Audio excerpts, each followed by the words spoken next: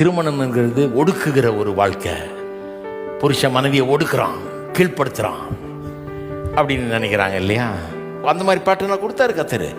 கணவன் மனைவி என்கிறவர்கள் ஒரே மாம்சமா இருக்கிறார். சொந்த மாம்சத்தை பாய்க்கிறது இல்லை ஒருவனும், சொந்த மாம்சத்தை போஷித்து காப்பாற்றுகிறது போல நீங்க செய் அப்படிங்கிறாரு. அப்ப எங்க அங்க ஒடுக்குதல் இருக்குது? மெய்யான கிறிஸ்தவ திருமணத்துல ஒடுக்குதலே கிடையாது, இருக்க முடியாது. சொந்த மாம்சம் நினைக்கும் போது எப்படி ஒடுக்க முடியும்? எப்படி பாய்க்க முடியும்? எப்படி அடிக்க முடியும்?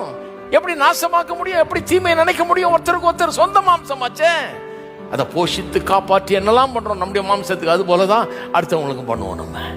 அப்ப திருமணம் ஒரு அப்ரஸ் பண்ற ஒரு அமைப்பு, பெண்களை ஒடுக்கி ஆளுகிறதற்காக உண்டாக்கப்பட்ட ஒரு அமைப்புன்னு நவநாகரிக காலத்துல சொல்றாங்க இல்லையா?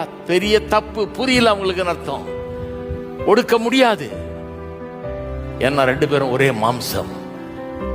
என்ன நேசிக்கிற மாதிரி தான் அவங்கள நேசிக்க முடியும். என் மாம்சத்தை நான் பாய்க்கிறது இல்லை, போஷித்து காப்பாற்ற, அது போலதான் மனைவிக்கும் செய்ய முடியும். இதுதான் கிறிஸ்தவ திருமணம்.